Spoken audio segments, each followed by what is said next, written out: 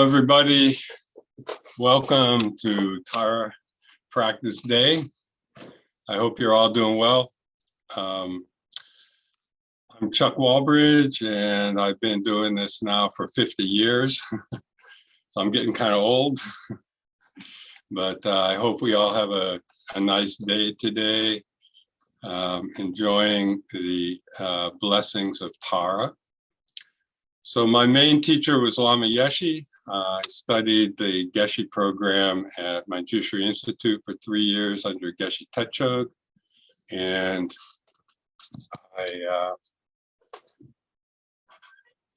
I've been teaching and leading retreats since the 1980s. So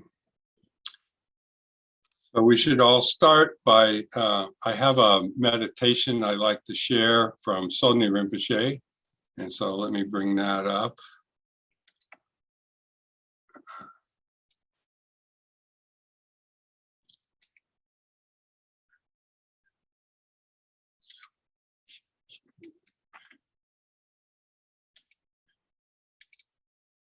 Can you all see that? It's called The Short Drop. And I like it because he designed it for Western students because we carry a lot of tension in our shoulders. So the short drop is an interesting little beginning meditation to settle the mind after we've been active. So as the instructions say, relax deeply, don't hold anything, completely let go of thinking and judging mind while gently maintain the clarity of knowing the aspects of mind. Now put your arms in front of you. And when you drop your arms suddenly to your knees, breathe out forcefully. Then say, who cares? So what? So ha. Now, whatever happens, wherever you land after dropping your arms, just let it be. Don't do or try to block anything, just rest. There's no need to search for something new or to try to achieve some special insight or state.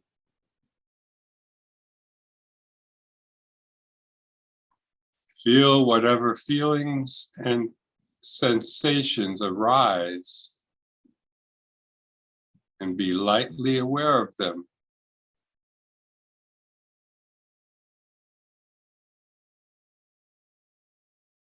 Feel them naturally and softly.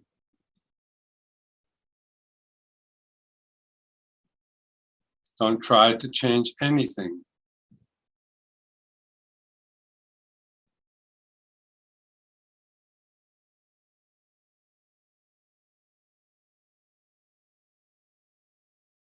When uncomfortable feelings come up, you can relax and trust them without analyzing or somehow figuring them out.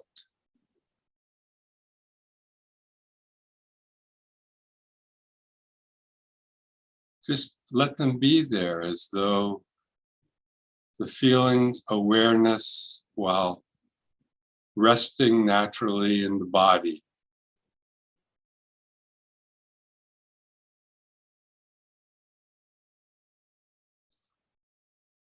In general, you can practice this repeatedly until you fully drop into your body and feelings.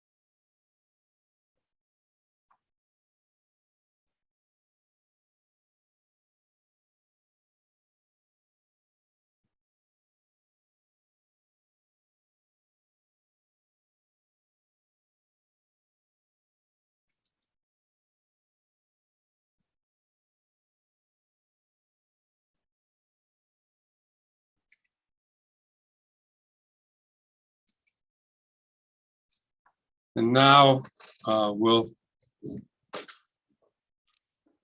going to share with you a little bit of the Tara history. This is from Lama Yeshe's teaching on Chittamani Tara in 1980. He says, I think there's an absolute definition and the relative definition. Two things. The absolute definition, as we mentioned yesterday, is that Tara is the absolute wisdom of the Dharmakaya.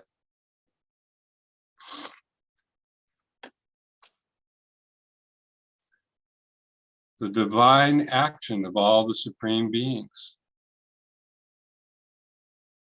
And also Mother Tara has the same mother, you know, the son or daughter is born from the mother. The meaning is similar.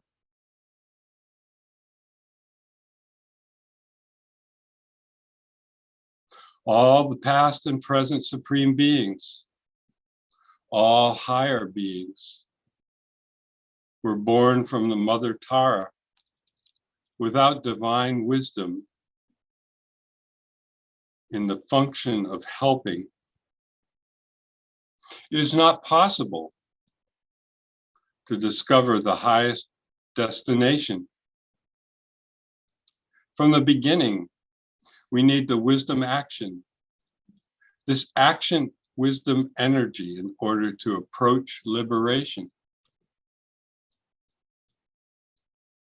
And for actualizing the path to liberation and for gaining realizations, we need this wisdom. Showing the female aspect of the body, taking such a bodhisattva power signifies the will to help all mother sentient beings.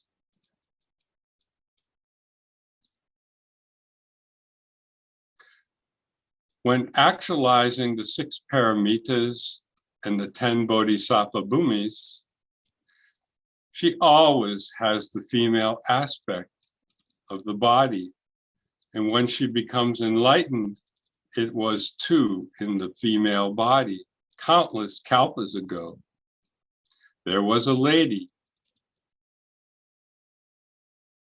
called Yeshi Dawa. Many hundreds of thousands of years ago, she was actualizing bodhicitta and practicing the 6 paramitas.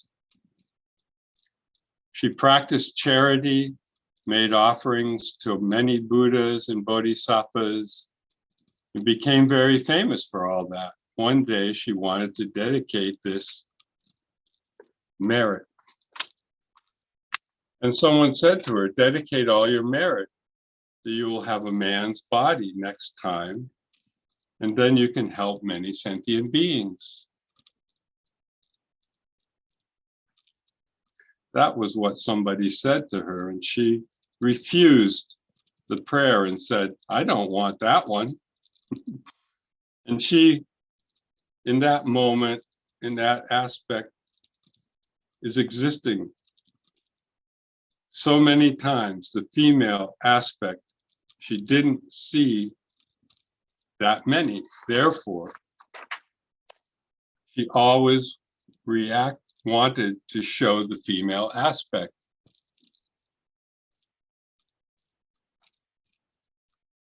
Until she was determined, until samsara ends, until samsara is empty, she is going to help by showing the female aspect of Buddha's body. She had a very distinguished characteristic already at that time and while she stayed at the kingdom. She did samadhi meditation. Historically, she stayed for many millions of years in samadhi meditation. I have a story when we were taking teachings from Kirti Senchab Rinpoche. He shared with us that sometimes the meditators in the monasteries would get tired of all the distractions and would go outside and step into a boulder to meditate inside. We have a problem with that in our ability to understand the ability of a good meditator, but that was a story he told, and I thought that was interesting. So staying in samadhi for millions of years sounds kind of far-fetched to us, but I think it's probably quite an interesting concept. Because she had such profound samadhi meditation, she attained much power. Just in one morning, she liberated many sentient beings before she ate breakfast, and at the same time before dinner. Her samadhi meditation led many millions of sentient beings to liberation. She was extremely famous at that time, and since then she was called Doma. Doma means liberated one, the liberator, because she is incredibly many enormous, unimaginably amount of sentient beings. She led them to liberation. And at that time, she had relatively been called Doma. Tara has many aspects. By practicing Tara yoga method, one can do many things.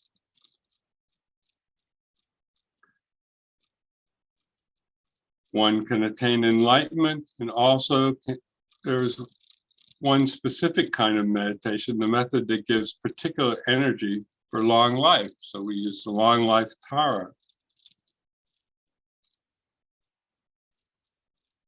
The same with people who have no wisdom, no power, or no development.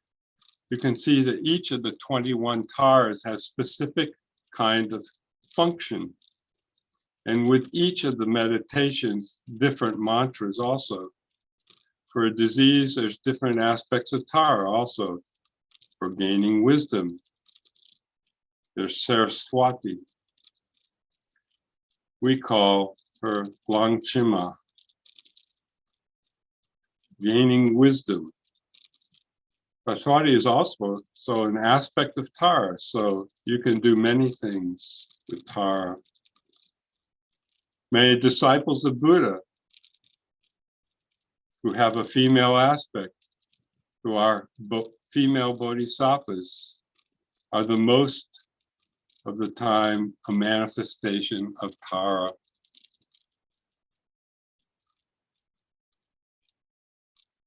On a relative level, Tara is important to many practitioners, even the early Tibetans, the old Kadampas and the new Kadam,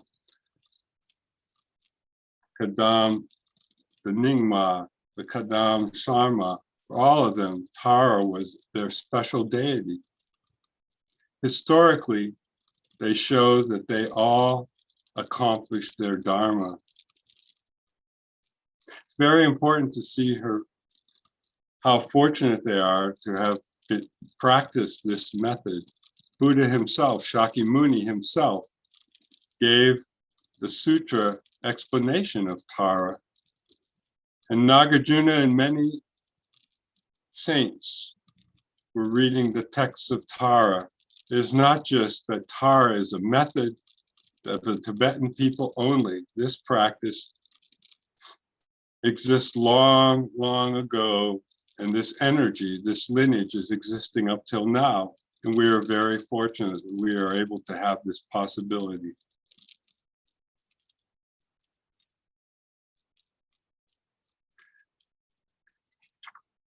So maybe that's enough of an introduction. And now we should look at the actual practice of Tara.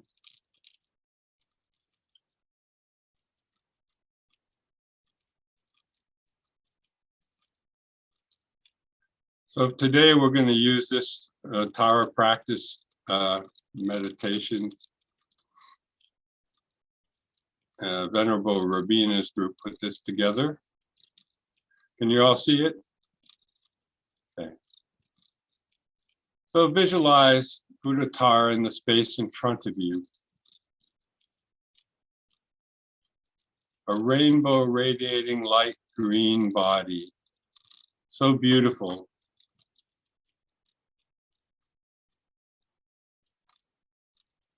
sitting on a multicolored lotus, her left foot drawn in,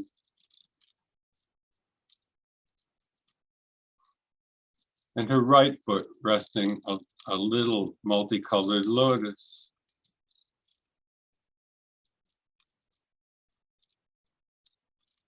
Get a feel for Tara in front of you, smiling.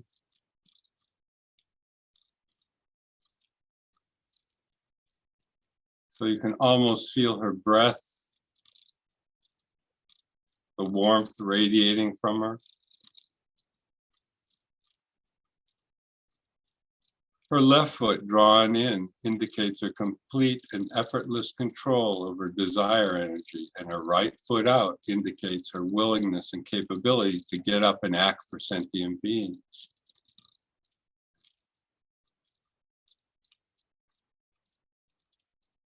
She represents the power to act, to cut through problems, to get things done, to remove all obstacles.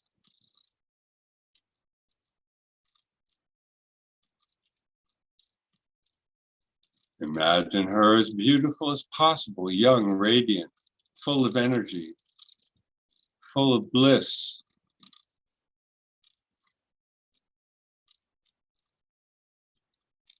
Imbue the image in front of you with these qualities. Feel the blissful, radiant light.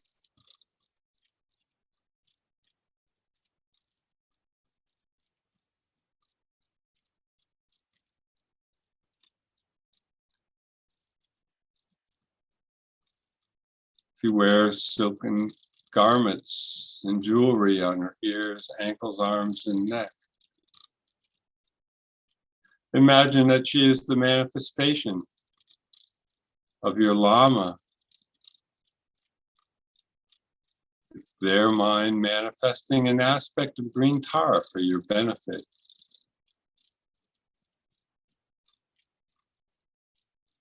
Meditate on this image, imbue it with the blissful radiating rainbow body.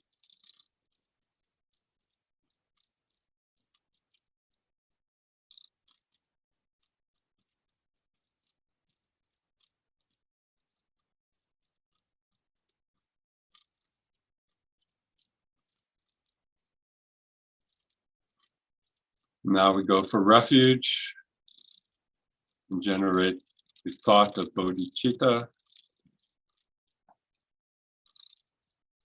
We can say it together. I go for refuge until I'm enlightened to the Buddha, the Dharma, and the Supreme Assembly. May my merits from giving and other perfections, may I become a Buddha to benefit all sentient beings. I go for refuge until I'm enlightened to the Buddha, the Dharma, and the Supreme Assembly. By my merits for giving and other perfections, may I become a Buddha to benefit all sentient beings.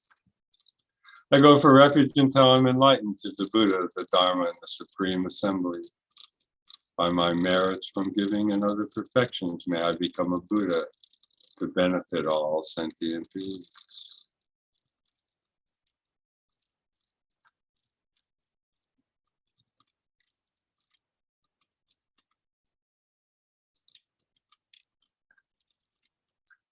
The seven limb prayer. Reverently, I prostrate with my body, speech, and mind.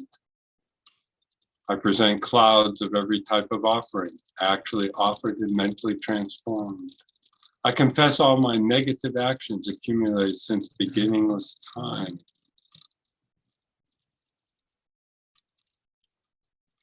And I rejoice in the virtues of all holy and ordinary beings. Contemplate on the rejoicing, how wonderful it is. Beings like the Dalai Lama and our precious teachers exist in our world, and how they spread the Dharma and the insight.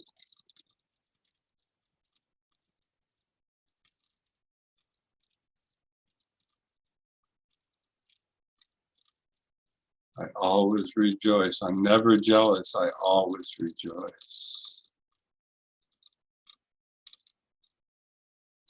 Please remain until samsara ends and turn the wheel of Dharma for sentient beings.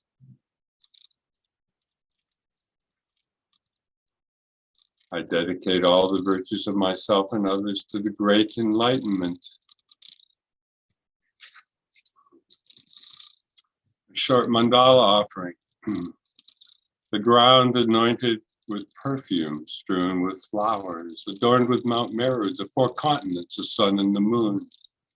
I imagine this as the Buddha fields and offer it.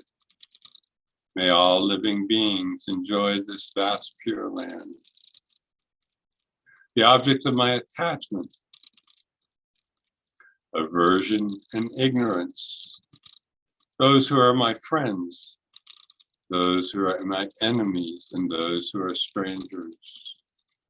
My body, all the wealth and enjoyment I have, without any sense of loss, I offer this collection. Please accept it with pleasure and bless me with the freedom from the three poisons. Idam Guru Ratna Mandalakam Nirate Ami.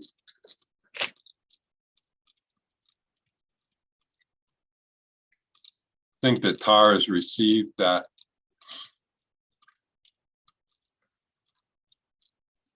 And you can feel her joy at being in front of you and having received the offering,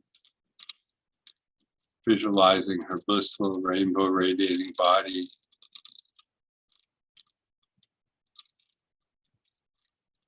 Now imagine one chakra at a time, powerful blissful light coming from each of her 5 chakras. Her crown chakra, throat chakra, heart chakra, navel chakra, and secret organ chakra. Imagine this light comes purifying you and filling you with blessings. So imagine the light coming first, powerful white light from the Om in her brow chakra. It enters your brow, completely fills you,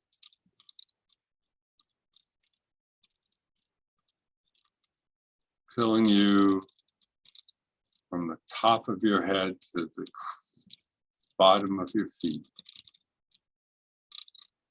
White, radiant light. Imagine that all your problems and sufferings and heaviness and grossness of your body are purified by the light.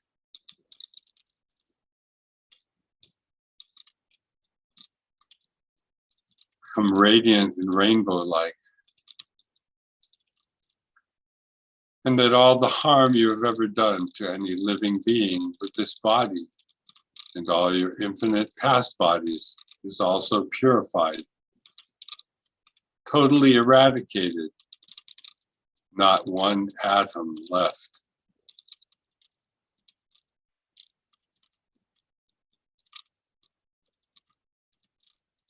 Visualizing now your body is purified, radiating rainbow-like. Feel the blissfulness. Mother Tara smiling at you.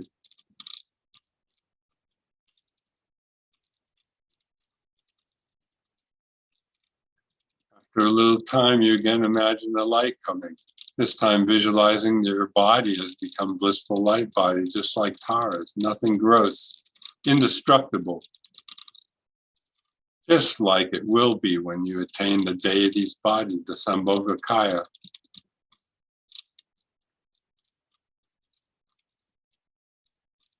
Second, she sends red light from the Ah at her throat chakra.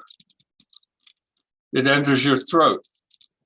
Feel it entering your throat, which purifies the problems of your speech. Inappropriate speech, useless speech, uncontrolled speech, angry out of control speech. the inability to express yourself appropriately, and all the harm you have ever done to any living being with your speech of this life and in infinite past lives is also totally purified, eradicated by the blissful red light. Not one atom is left.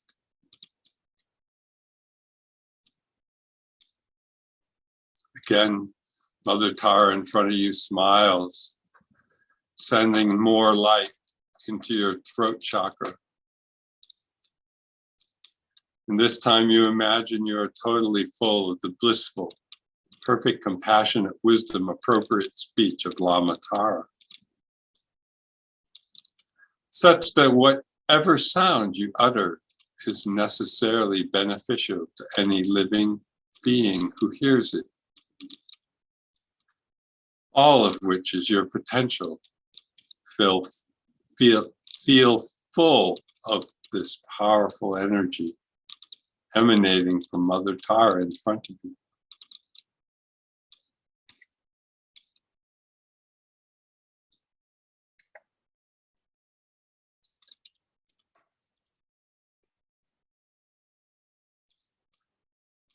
Now Tara sends powerful beams of blue light like the sky, radiant blue light from the blue hum in her heart chakra, which enters your heart chakra in the center of your chest.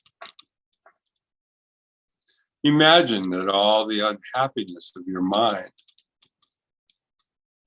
any confusion, arrogance, attachment, anger, jealousy, pride, resentment, any hurts, any anxiety, self-hate, whatever, is all totally purified by this blue radiating light. And that your delusions, including the root ignorance, the ego grasping, which are the cause of your own suffering and why you harm others, is totally eradicated by the powerful blue light. Not one atom left. Imagine Mother Tara smiling at you, saying, I've completed the purification of your mental delusions.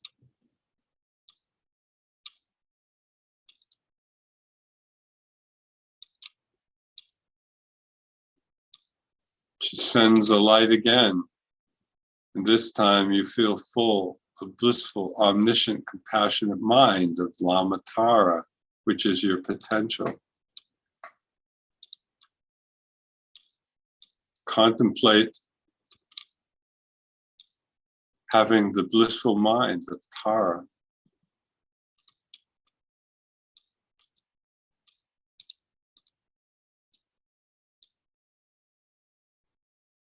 You're connected to her. She's in front of you, but you're connected through these wisdom lights.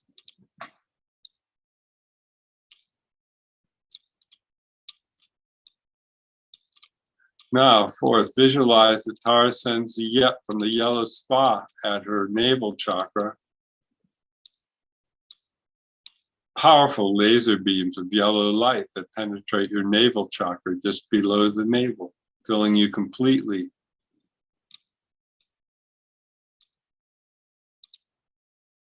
It purifies totally all your hopelessness, powerlessness, inability to act effectively. All the blocked energy totally eradicated by this yellow radiant light penetrating below your navel into the navel chakra. See Mother Tara smiling, radiating yellow light.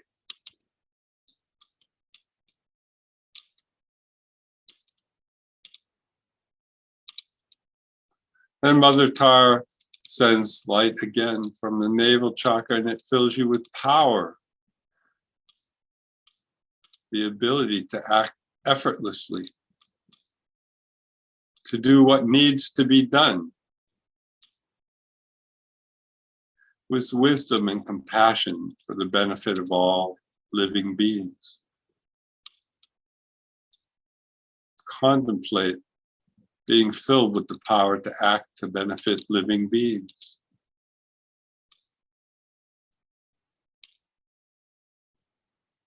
This overcomes our poor quality view that I can't help anybody, I'm so confused myself.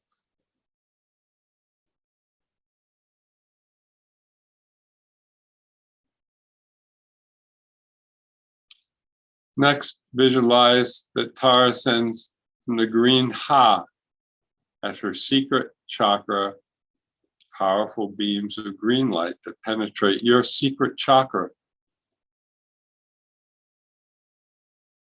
It's filling you completely. Imagine that it totally purifies your out of control, unhappy attachment, energy, all the yearning desire which makes you miserable and unclear and unsatisfied and which causes you to harm others. Imagine this light, green, powerful, radiating light, destroys that. Not one atom is left.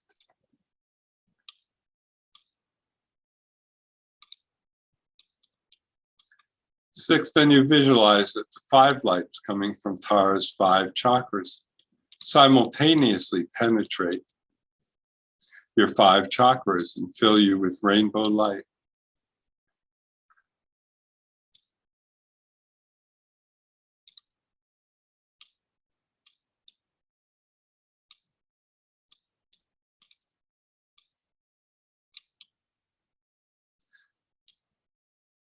This rainbow light is totally blissful.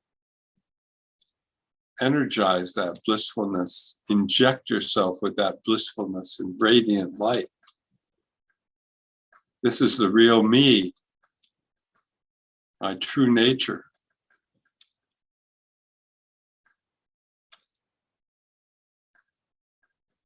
Feel that even the subtle stains of your delusions are all totally eradicated. Not one atom is left.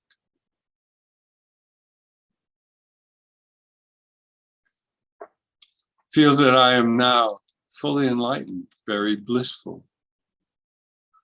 Contemplate this blissful state, concentrating on being oneness with the energy of Mother Tara in front of you. When the mind wanders, bring it back to the blissful, radiant light. Feel this is really me. This is my true nature, my enlightened self.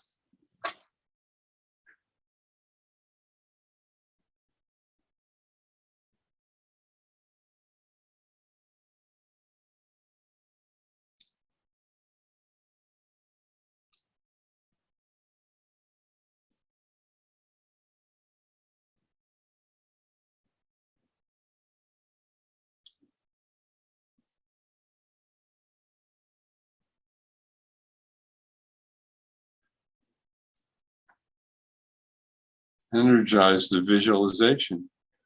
Blissful rainbow radiating light. This is my body.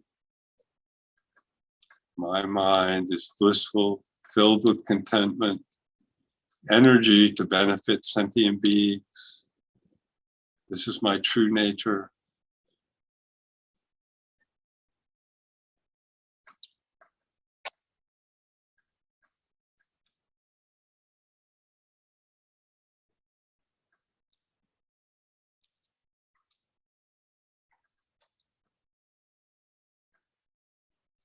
Mother Tara in front of you, smiling, knowing she's blessed you to recognize your own true nature.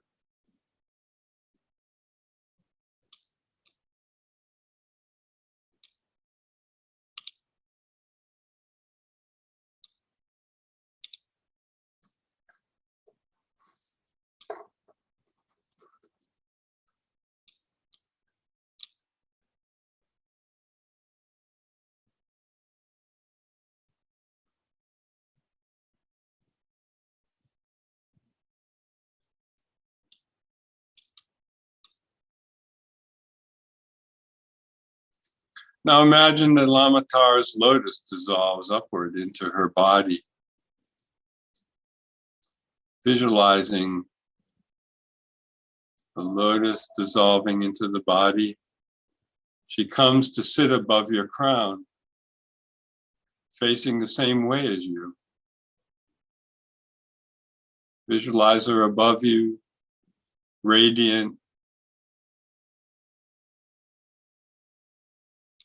Then out of her wish to become oneness with your mind, she is your guru, remember? She dissolves into green light and melts into your crown and goes down in your central channel, which is closer to the back of your body and runs just in front of your spine. That blissful green light then enters into your heart chakra, where she merges with your very subtle consciousness, the clear light consciousness.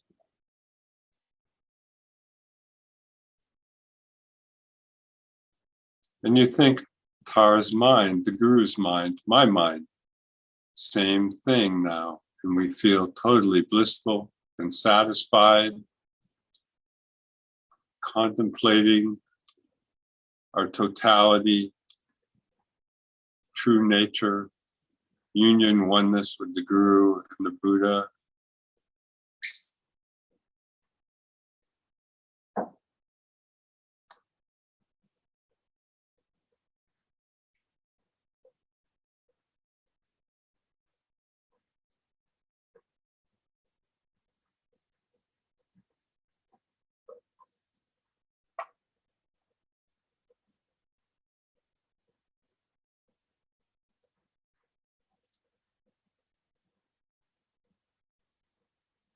Now we can visualize all sentient beings surrounding us. Imagine your enemies are right in front of you. Your friends are on the left, and strangers, the rest are to the right. And everywhere else, filling space above, below, and on the sides, everywhere. Anyway, it's said that there's not an atom of space where there aren't sentient beings. I contemplate, they all want to be happy. They don't want to suffer.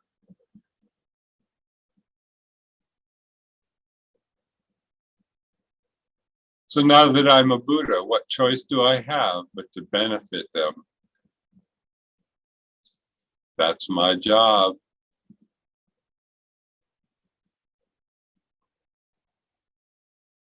So in order to benefit them, we'll do the Tara mantra for a few minutes, contemplating. As you recite, imagine many millions of tiny green taras emanate out of your heart. And as they enter into the hearts of all the suffering sentient beings, taking away their suffering and giving them everything they need and transforming them into their own Buddha Tara. Really imagine this and want this from your heart. And the Tara mantras, these like sparks of green taras emanate. And we'll start the mantra recitation out loud and then take it silently to ourselves, but visualizing around our hearts the mantra Om Tare, Tutare, Ture, Soha, visualizing it spinning, radiant green light, a tom in the center on a white moon disk. Om Tare, Tutare, Ture, Soha, Om Tare, Tutare, Ture, Soha, Om Tare, Tutare, Ture, Soha, Om Tare Tu Tare Tu Re Soha. Om Tare Tu Tare Tu Re Soha. Om Tare Tu Tare Tu Re Soha. Om Tare Tu Tare Tu Re Soha. Om Tare Tu Tare Tu Re Soha. Om Tare Tu Tare Tu Re Soha. Om Tare Tu Tare Tu Re Soha. Om Tare Tu Tare Tu Re Soha. Om Tare Tu Tare Tu Re Soha. Om Tare Tu Tare Tu Re Soha. Om Tare Tu Tare Tu Re Soha. Om Tare Tu Tare Tu Re Soha. Om Tare Tu Tare Tu Re Soha.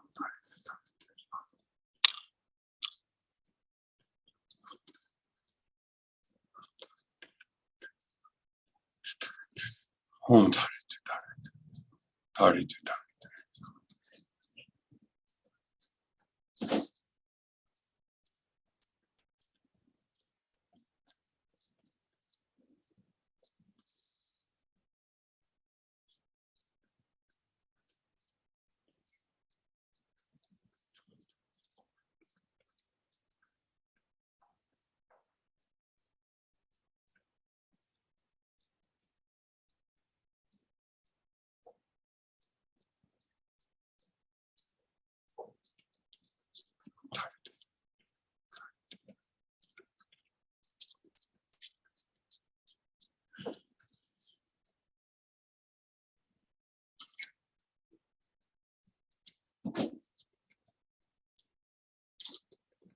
Imagine as you recite, these millions of tiny green taras like sparks emanate out of your heart, entering the hearts of all the suffering beings, taking away their suffering and giving them everything they need and transforming them into their own Buddha Tara.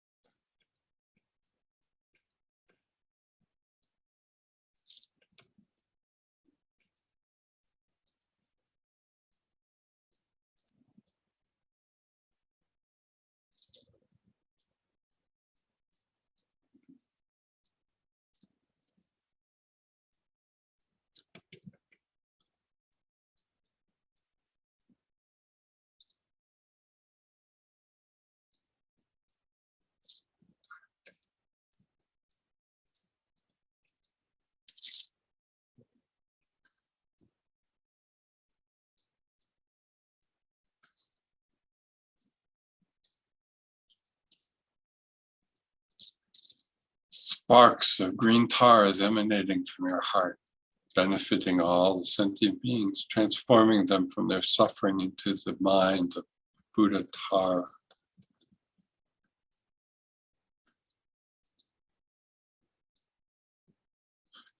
Om Tare Tu Tare.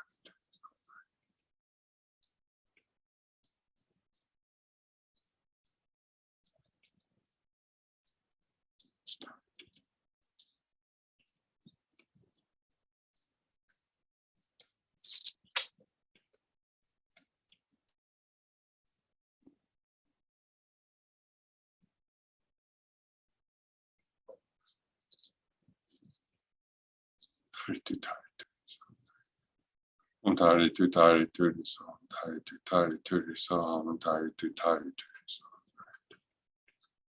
tari tu tari tu so,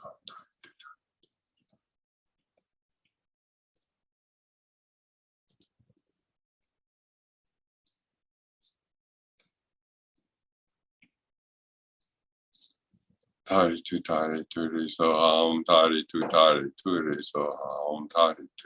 tu so, tari tu tari tu so. Contemplate the resonant mantra vibrating throughout the universe, having filled all these sentient beings, transforming them into Buddha Tara.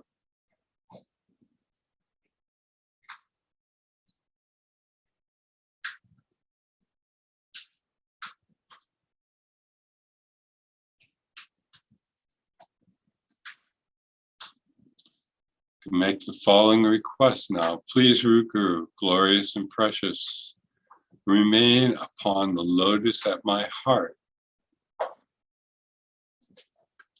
And looking after me through your great kindness, grant me the realizations of your body, speech, and mind.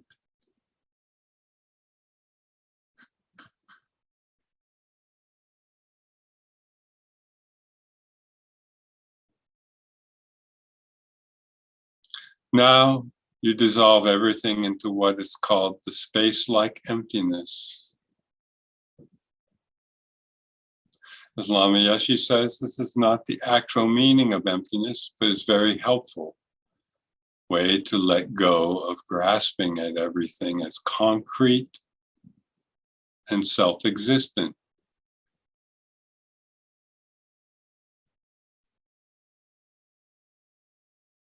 So first you imagine that the entire universe dissolves into empty space.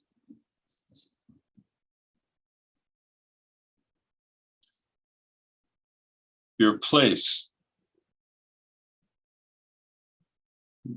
your country, the entire planet and all the galaxies, this universe and all beings in it, which we cling to as so real, which we cling to as existing from its own side. It just dissolves into vast empty space. There's not one atom left, zero. Contemplate this vast emptiness.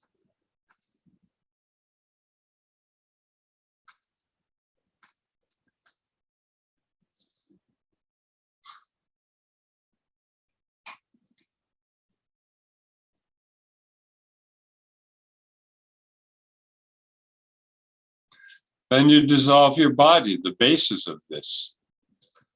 The basis of this I, the thing we know most, we cherish most, we identify most. You imagine from your feet upwards towards your heart chakra, and from the crown down towards your heart chakra. It just dissolves into radiant light, and you feel that everything absorbs into the heart chakra.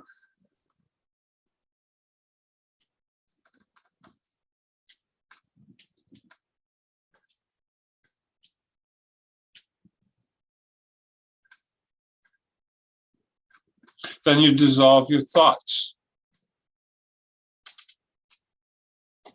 These elaborate conceptual constructs, all the thoughts of I, which have no basis in reality, which are completely made up, a hallucination. As Lama Zopa says, all of it dissolves into empty space. Not one atom now is left, zero.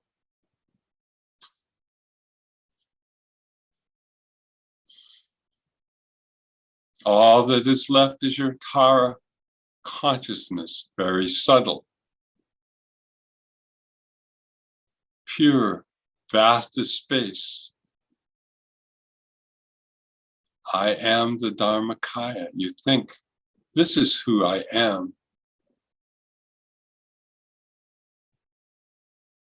Feel completely blissful. This is your nature. And you feel that you are in the nature of emptiness. So contemplate this and the meaning of emptiness at whatever level you understand. You can think about dependent arising, how this mind, this pure Buddha mind, is created by your own past virtuous actions. Therefore, it is empty of existing from its own side.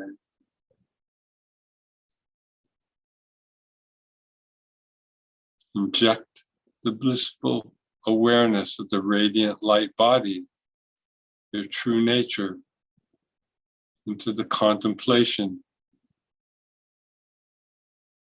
of emptiness.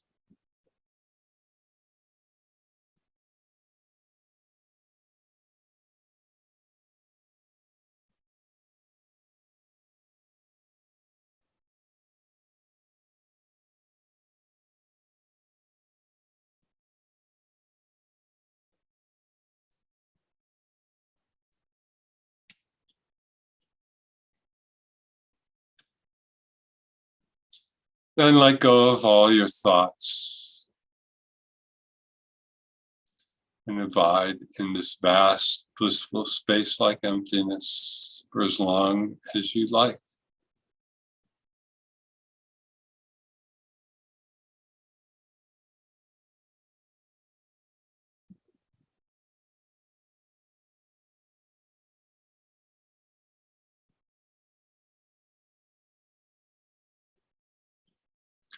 Recollect the blissful nature, the radiating rainbow light of the emptiness of oneself, of the I, ego grasping, totally free.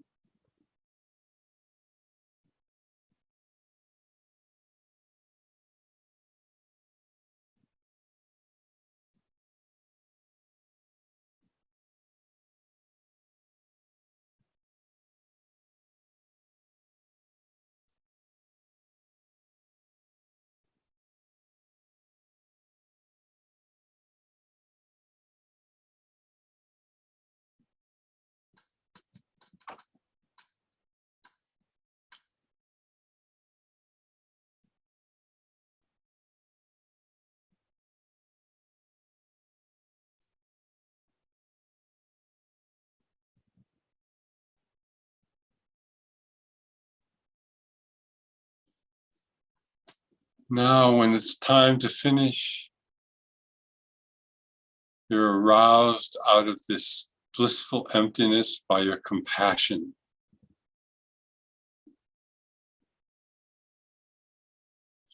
Your wish to benefit others.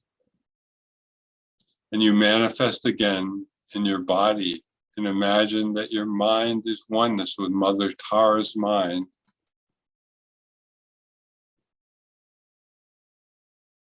And you make strong prayers that with this body and speech, you will benefit whichever sentient being you come into contact with. Human, animal, whatever. That the purpose of your body and speech is to benefit others.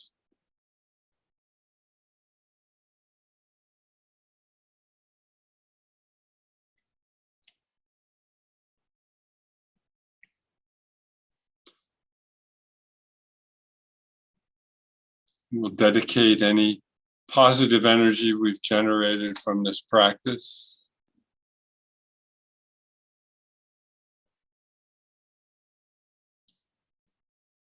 to bringing all beings happiness, to perfecting ourselves to become true Buddhas. We dedicate all this merit to never be parted from perfect gurus in all of our lifetimes.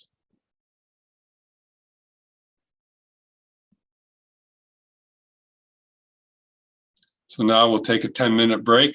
You guys need to stretch, have a drink, something. That was a long session. And then we'll do a question and answer. If any of you have any questions,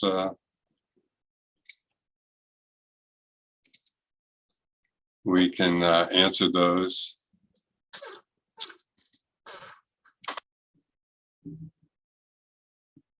So how's everybody doing?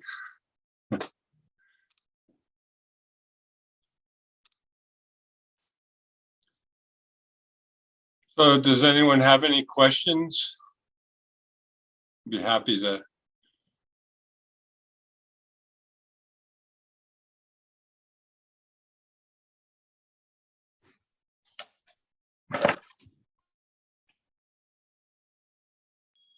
Go ahead, Mary.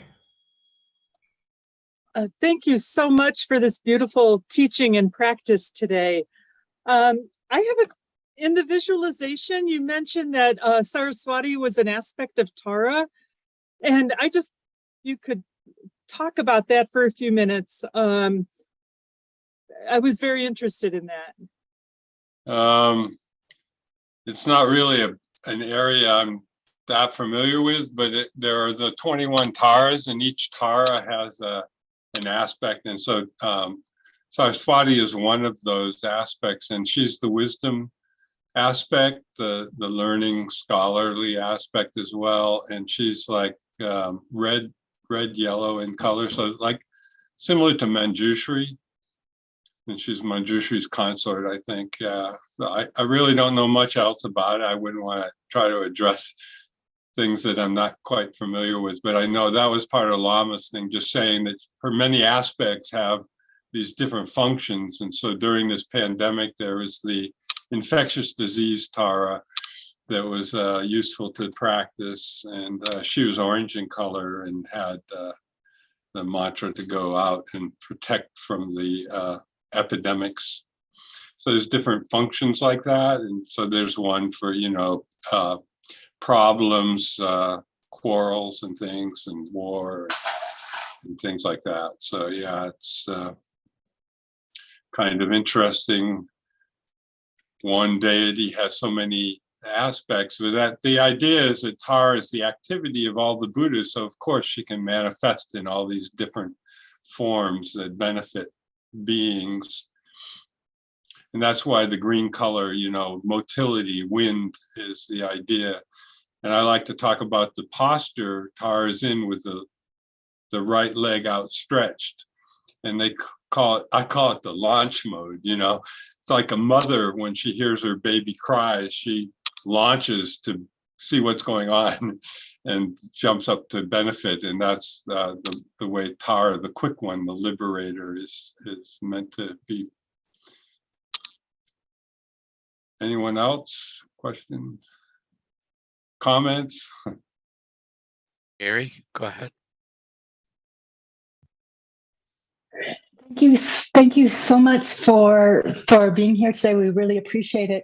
I have one question. I'm not sure if we'll be able to find the answer, but it's interesting because usually the practices from FPMT, they don't discuss the lower chakras, and so I found it really interesting that it's in this Tara practice that we visualize the lower chakras. And I'm wondering, did Lama do that as well? Since we have no idea, perhaps you may know. Well, the 5 chakra blessing is standard. I mean, there are 5 chakras, and we get blessings from them, so it's not that rare in the FPMT. I think when one gets empowerments, and the Chittamani Tara practice is about the 5 chakras, so that's the highest Yoga Tara practice. And that's about, so I'm thinking this might have been extracted from that practice. But it's quite beneficial to think about purifying the lower chakras as well as the crown, throat, and heart, you know. So yeah, I think that's quite interesting.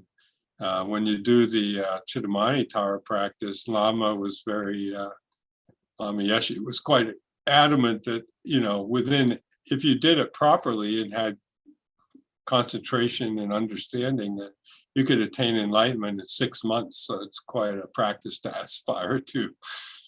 And yeah, we're really lucky we've had the teachings from the masters in the times that they were around.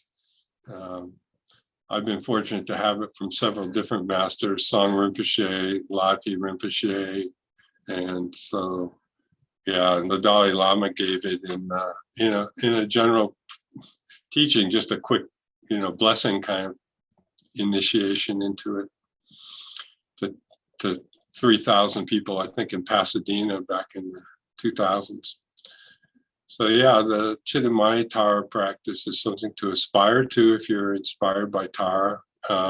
Obviously, the chanting of the 21 Taras as well is powerful if you do it with the visualization of each one in front of you and then sending you light as you recite the praises.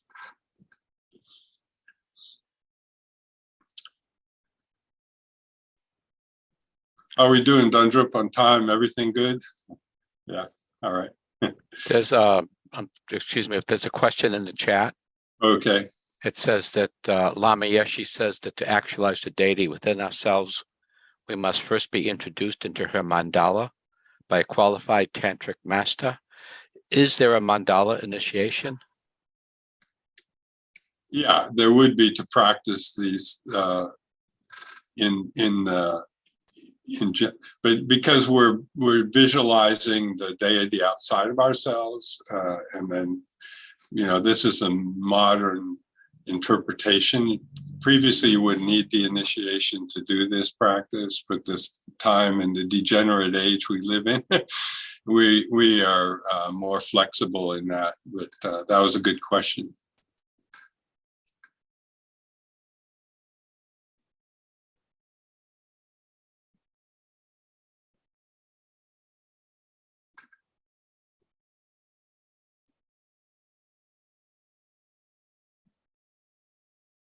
There's no more questions in the chat. So Okay. If you'd like, I can share a little bit more information. This is from Geshe Seppel about Tara.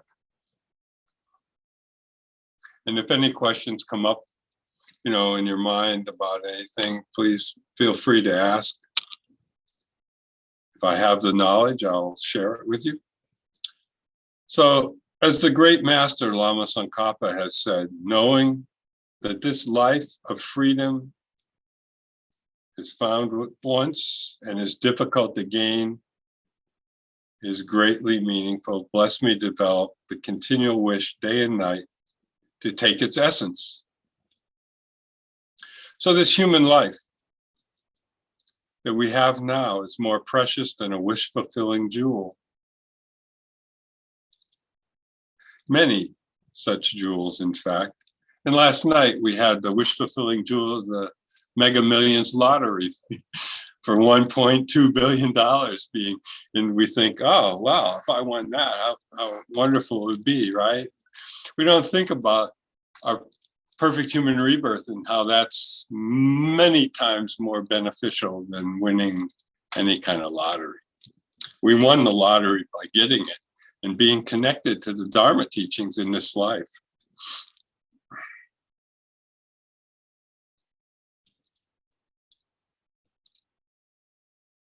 And if we had such a wish-fulfilling jewel, it would only be able to take care of our material needs in this lifetime.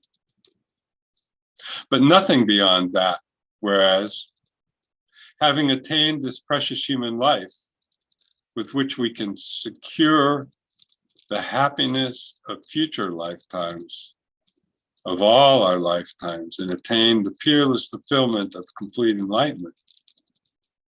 If we don't make use of this life we have now, then it's highly unlikely we'll be able to find such an opportunity again in the future. Not only is it very precious and valuable, but it's not going to last forever. Because of things being in the nature of impermanence, we'll definitely be losing this opportunity after some time.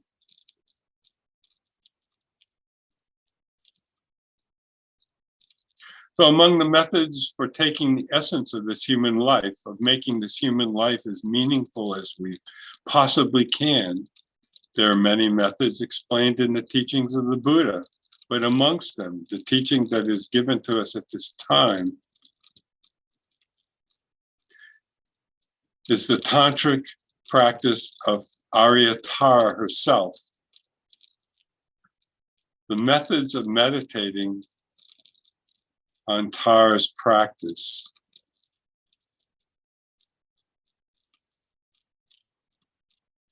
And with this, we can accomplish the gross and subtle levels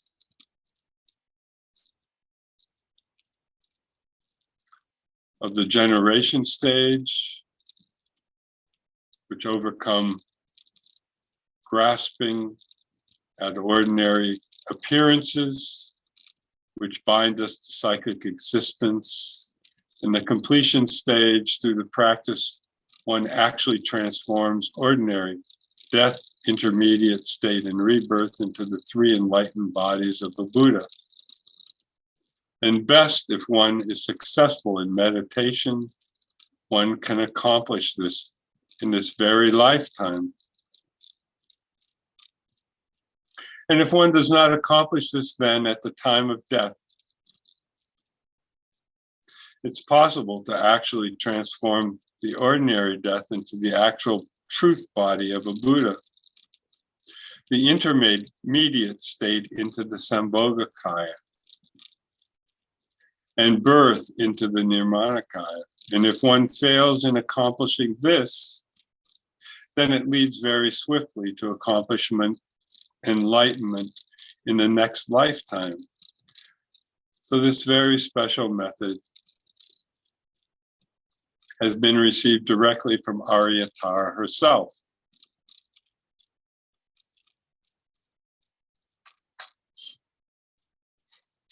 Let's see a question here.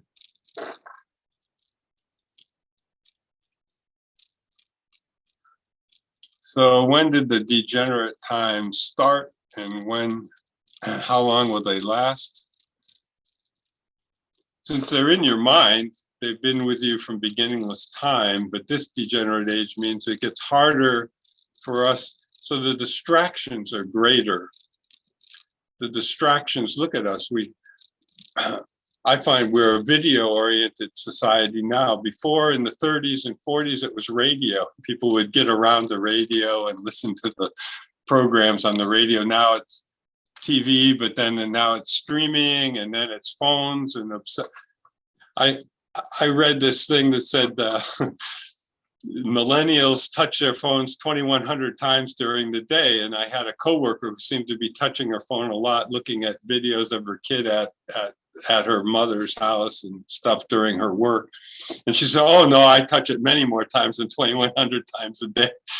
So that's a distraction, isn't it? You know, we're distracted from looking at our true nature and our suffering, really. We distract ourselves from our suffering. And this degenerate age brings that forth because there are so many distractions.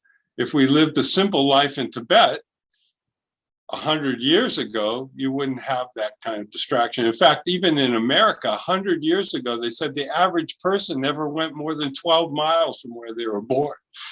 If you can think about that, at the turn of the century, 1900, you know, and now we're all over the place all the time, traveling here and there and around the world. And so it's quite interesting, the degenerate times, but what it does is it makes these tantric practices like Tara very powerful because they can cut through that. They can cut through the energies that prevent us from contemplating our own true nature. So I think, they say that, the more the degenerate times come, the more powerful the tantric practices are for one to cut through that. So I hope that answers your question.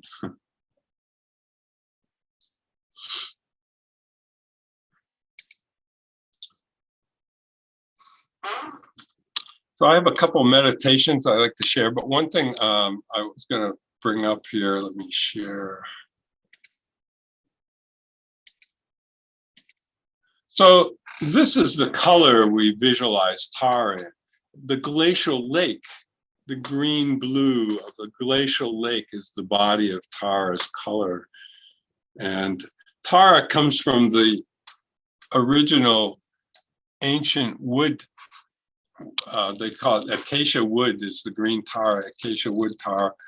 And so she was a wood deity and was taken into the Buddhist pantheon.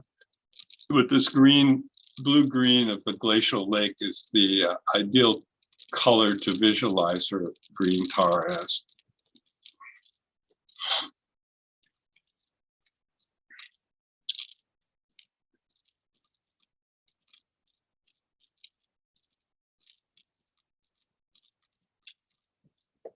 So I have these meditations that I like to share from Thich Nhat Hanh. I find them easy to do and helpful for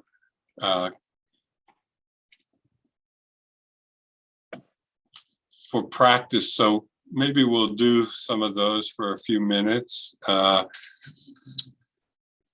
won't use this one right away, so I'll stop sharing. The one I like to do every day when I can think about doing it is called, it's looking deeply through the breath. And in this practice, what we're doing is we're using the breath because we're always breathing, and we're recognizing the latencies that we suppress in our subconscious. And the way Thich Nhat Hanh describes it is we want to surface them and look at them and smile to them. And what that does is it weakens these things because it's our human condition that we're addressing, and these are the fears we have. So if we'll take our meditation posture,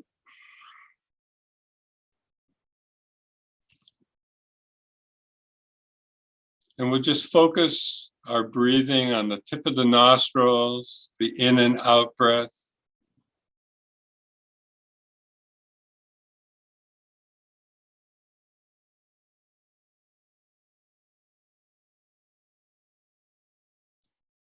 Just watching the breath gently flow in and out as a gatekeeper watching the in breath and the out breath.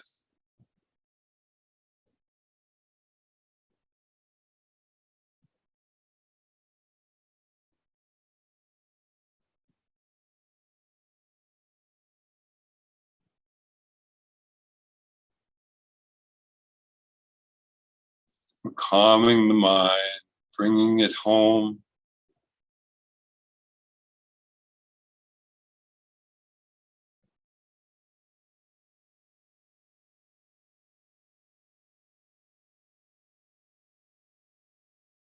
And now we think we're mounting some thoughts on the in-breath and out-breath, and think, I who am thinking this, you want to recognize these things apply to me.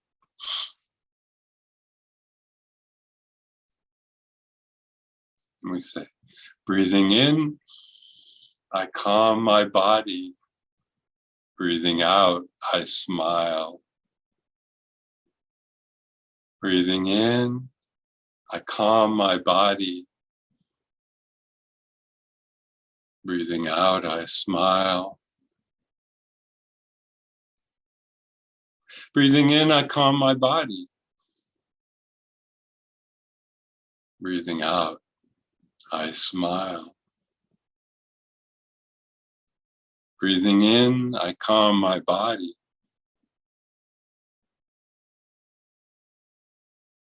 Breathing out, I smile. Aware of the present moment, I breathe in. Knowing it's a wonderful moment, I breathe up. Aware of the present moment, I breathe in. Knowing it's a wonderful moment, I breathe out. Aware of the present moment, I breathe in. Knowing it's a wonderful moment, I breathe out.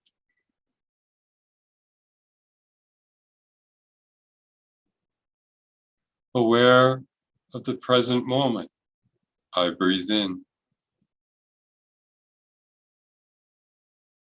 Knowing it's a wonderful moment, I breathe out.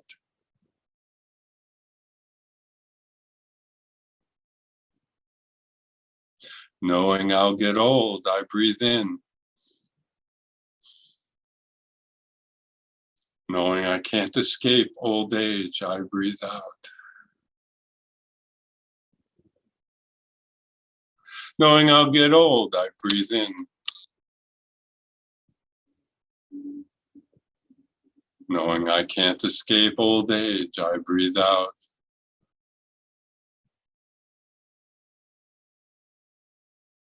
Knowing I'll get old, I breathe in.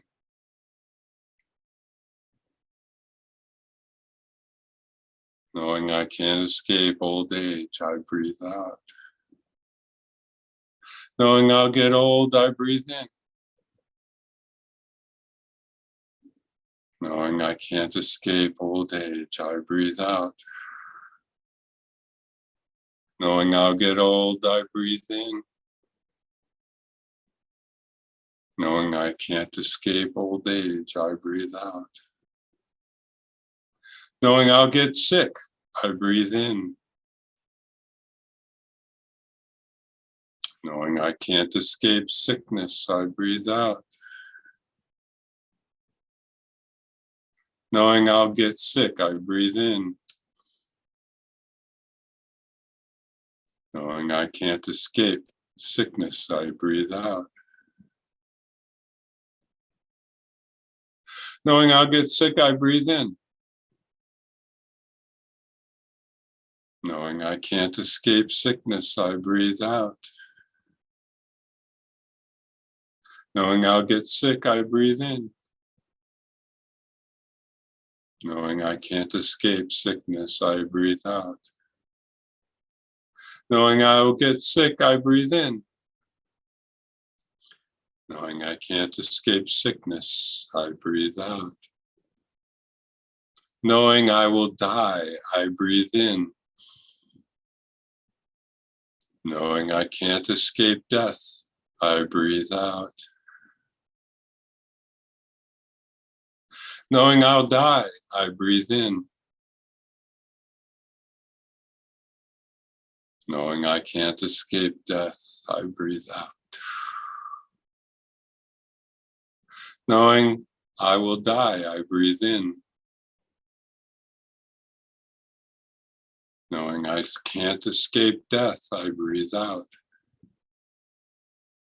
Knowing I will die, I breathe in.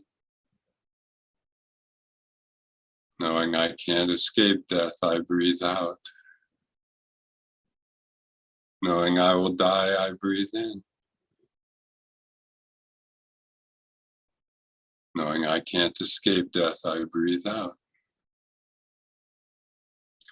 Knowing that one day I'll have to abandon all the things that I cherish today, I breathe in. Knowing I can't escape having to abandon all the things that I cherish, I breathe out. Knowing one day I'll have to abandon all the things that I cherish today, I breathe in. Knowing I can't escape having to abandon all the things that I cherish today, I breathe out. Knowing one day I'll have to abandon all the things that I cherish today. I breathe in. Knowing I can't escape having to abandon all the things that I cherish today, I breathe out. Knowing that one day I'll have to abandon all the things that I cherish today, I breathe in. Knowing I can't escape having to abandon all the things that I cherish today, I breathe out. Knowing one day I'll have to abandon all the things that I cherish today, I breathe in. Knowing I can't escape having to abandon all the things that I cherish today, I breathe out. Knowing that my only belongings are the consequences of my actions, I breathe in. Knowing I can't escape the consequences of my actions, I breathe out. Knowing my only belongings are the consequences of my actions, I breathe in. Knowing I can't escape the consequences of my actions, I breathe out. Knowing the only belongings I have are the consequences of my actions, I breathe in. Knowing I can't escape the consequences of my actions, I breathe out. Knowing my only belongings are the consequences of my actions, I breathe in. Knowing I can't escape the consequences of my actions, I breathe out. Knowing my only belongings are the consequences of my actions, I breathe in.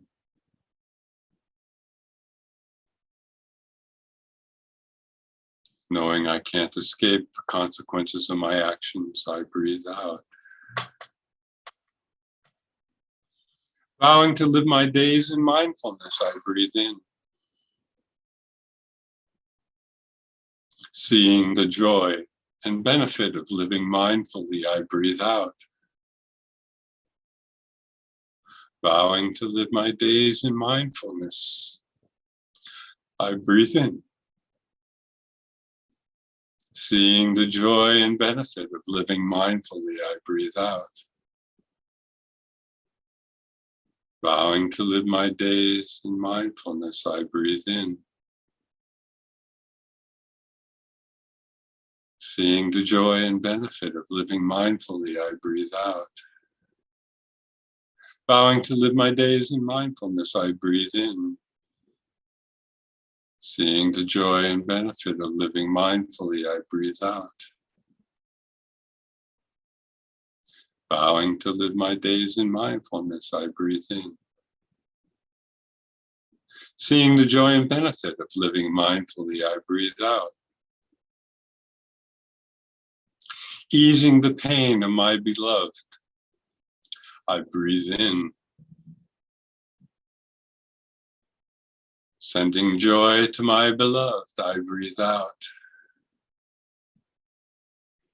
Easing the pain of my beloved, I breathe in. Sending joy to my beloved, I breathe out. Easing the pain of my beloved, I breathe in. Sending joy to my beloved, I breathe out. Easing the pain of my beloved, I breathe in. Sending joy to my beloved, I breathe out. Easing the pain of my beloved, I breathe in. Sending joy to my beloved, I breathe out.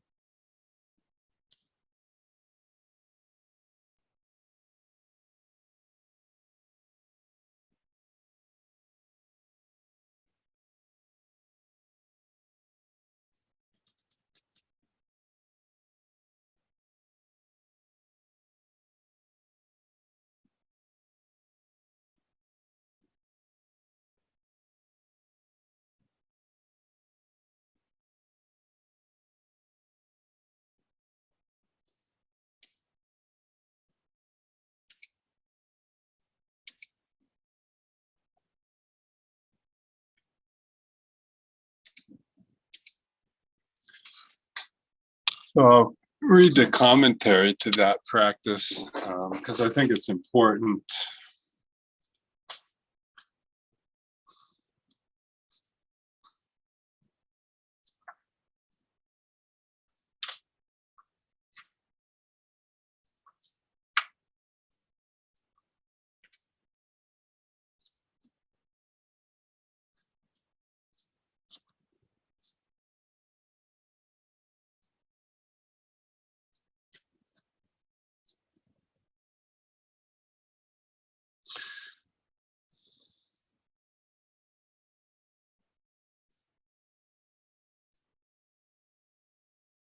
So the commentary Thich Nhat Hanh gives to this practice is, this exercise helps us to come face to face with anxieties and fears that lie deep in our subconscious and to transform the latent tendencies. In principle, we all know very well that we cannot avoid growing old or falling sick, dying, or being separated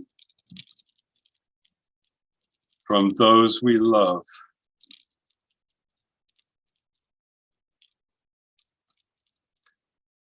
But we do not want to give our attention to those things.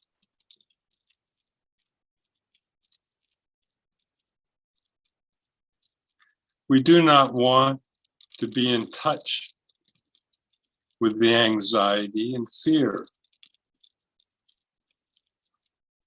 but prefer to let them lie deep asleep in our minds. That's why they're called latent tendencies. It means literally lying asleep along with.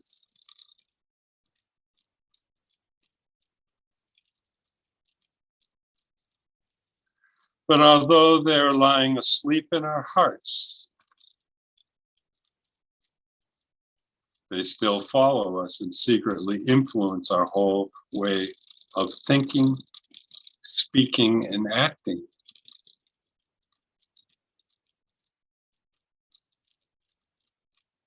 When we hear people speaking about or are ourselves witness to old age, sickness, death, and separation from loved ones,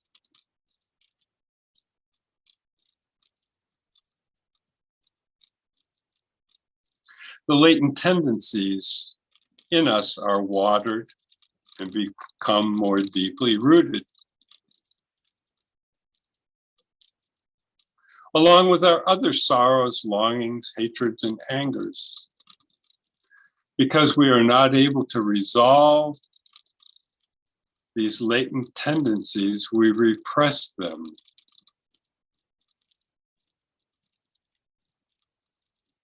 And they grow stagnant and cause sickness, whose symptoms can be recognized in everything we do. We must learn a different way to treat these latent tendencies. The Buddha himself taught this exercise and advised his followers to practice it every day.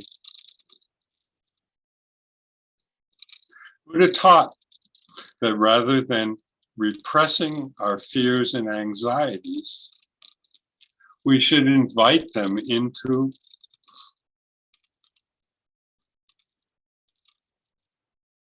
conscious recognition and welcome them. When we begin to practice conscious breathing, mindfulness is lit up within us. In that gentle light, if we simply acknowledge the presence of our fears and smile to them as we would smile to an old friend, quite naturally, they lose some of their energy. When once again they return to our subconscious, they will be that much weaker. If we practice every day, they will continue to grow weaker. the mindfulness, will prevent their stagnation, and we will see into their essence. And there will be no more manifestations of the former mental and physical sicknesses. The latent tendencies will have been transformed. This exercise also helps us to live in the present moment in a joyous, calm, and awakened way. Right in the moment, we'll come to understand we're able to bring joy to those in our company.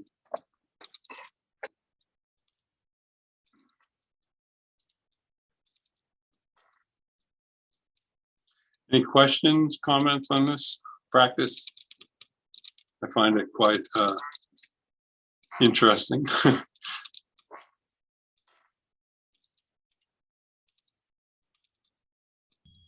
Is there a book that people can find it in? Yeah, so it's called Blooming of the Lotus by Thich Nhat Hanh. And it was out of print for a while, but it's back, and there are many different meditations in that book, and they're all, really easy to do.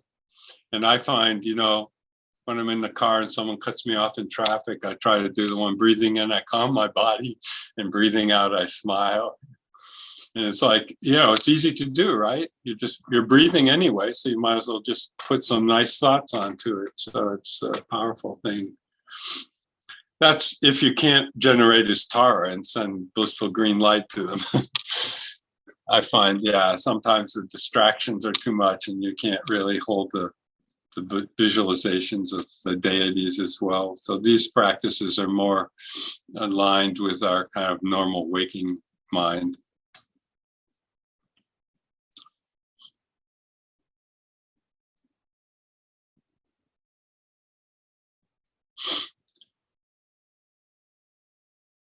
I have another one we can share if you want. Would you like to do another one, or then after lunch we'll do the Tara practice again? Everyone cool with another practice from Thich Nhat Hanh? Yeah, okay. Let's see here.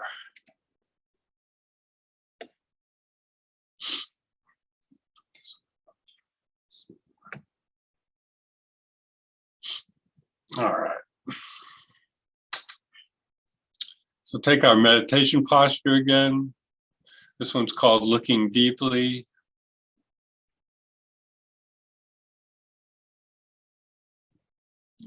Aware of my body, I breathe in. Smiling to my body, I breathe out. Aware of my body, I breathe in. Smiling to my body, I breathe out. Aware that this body is not me, I breathe in. Aware that no self owns the body, I breathe out. Aware that this body is not me, I breathe in. Aware that no one self owns this body, I breathe out. Aware of a feeling present now, I breathe in. Smiling to this feeling, I breathe out. Aware of a feeling present now, I breathe in. Smiling to this feeling, I breathe out. Aware that this feeling is not me, I breathe in. Aware that no self owns this feeling, I breathe out.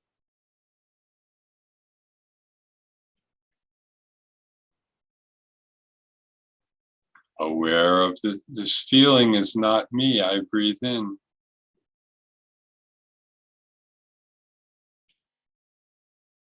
Aware that no self owns this feeling, I breathe out. Aware that this feeling is not me, I breathe in. Aware that no self owns this feeling, I breathe out. Aware of a perception, present now, I breathe in. Smiling to this perception, I breathe out. Aware of a perception, present now, I breathe in. Smiling to this perception, I breathe out. Aware of a perception, present now, I breathe in. Smiling to this perception, I breathe out.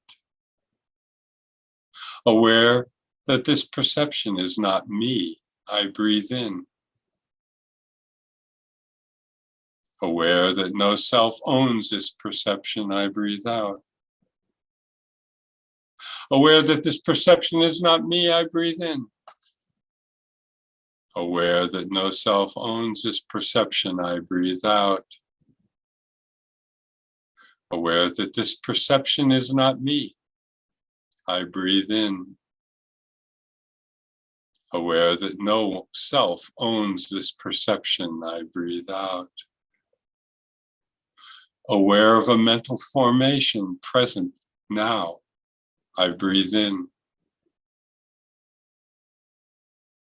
Smiling to this mental formation, I breathe out. Aware of a mental formation present now, I breathe in. Smiling to this mental formation, I breathe out. Aware of a mental formation present now, I breathe in. Smiling to this mental formation, I breathe out. Aware of this mental formation is not me, I breathe in. Aware that no self owns this mental formation, I breathe out. Aware that this mental formation is not me, I breathe in. Aware that no self owns this mental formation, I breathe out. Aware that this mental formation is not me, I breathe in. Aware that no self owns this mental formation, I breathe out. Aware of conscious being present, I breathe in. Smiling to this consciousness, I breathe out. Aware of consciousness being present, I breathe in. Smiling to this consciousness, I breathe out. Aware of consciousness being present, I breathe in. Smiling to this consciousness, I breathe out. Aware that this consciousness is not me, I breathe in. Aware that no self owns this consciousness, I breathe out. Aware that this consciousness is not me, I breathe in. Aware that no self owns this consciousness, I breathe out. Aware that this consciousness is not me, I breathe in. Aware that no self owns this consciousness, I breathe out. Knowing I'm not limited by this body, I breathe in. Knowing this body is not limited by my lifespan, I breathe out. Knowing I am not limited by this body, I breathe in. Knowing this body is not limited by my lifespan, I breathe out. Knowing I am not limited by this body, I breathe in. Knowing this body is not limited by my lifespan, I breathe out. Knowing that this body has 5 aggregates, is birthless and deathless, I breathe in. Knowing that I am also birthless and deathless, I breathe out. Knowing that this body of 5 aggregates is birthless and deathless, I breathe in. Knowing that I am also birthless and deathless, I breathe out.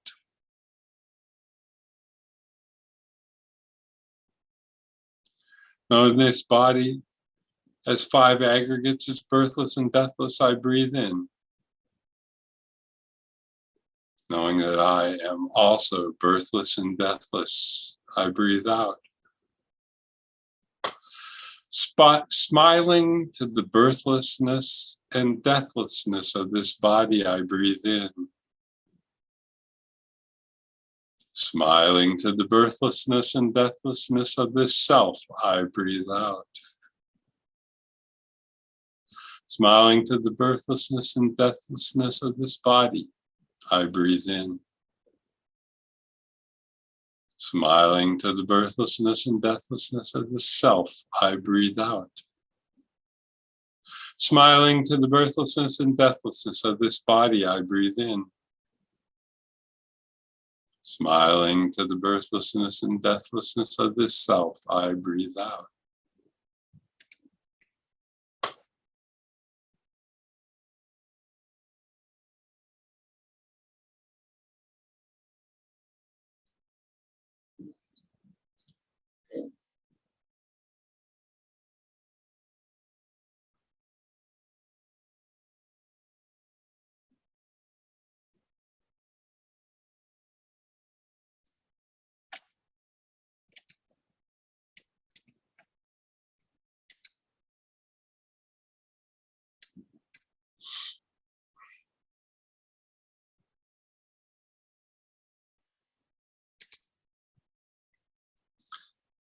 All right, I guess it's almost time for lunch. We can dedicate our merit from these practices that we will always rejoice. I'm never jealous. It's interesting, the concept of jealousy. In the Dharma practice, we're often jealous of the people close to the Lama. And those people close to the Lama are often being burned by the Lama, and we don't know it, you know. And we think, oh, I should be close to the Lama, and we're jealous. So we must rejoice in all these beings' closeness to the teachers, closeness to understanding things, all these things. We just rejoice in them, and then you gain some merit instead of creating negativity for yourself. We must rejoice. We must dedicate these merits to the benefit of all beings, you know. And it's interesting, I have had a teaching recently that talks about Gewa, you know, and Gewa, we call it merit in the West.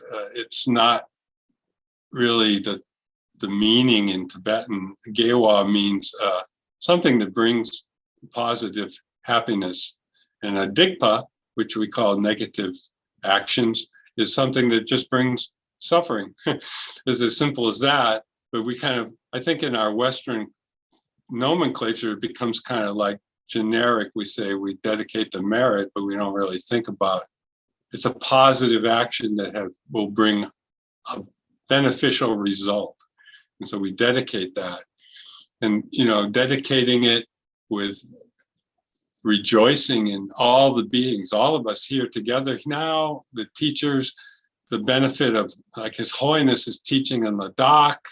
You know, it's just amazing, isn't it? In this time we live in, that these things are happening, and we dedicate all that merit and rejoice. And then we enjoy that merit because we rejoice in it instead of feeling down about it or upset that other people are doing positive things. We're participating in their benefit, in their beneficial activities by rejoicing in it. The Lama Yeshe used to talk about it a lot, you know, how we have poor quality view of ourselves, is what he would say. He said, poor quality view, so then we're like jealous, we're upset about things that other people get to do. Instead, we should just be open and rejoicing in what they're doing. And even if it, feels kind of bad for us, like we feel something, we should just turn our mind to that rejoicing energy. Anyway, I think it's time for lunch. Thank you so much. And I'll see you at 1:30 your time.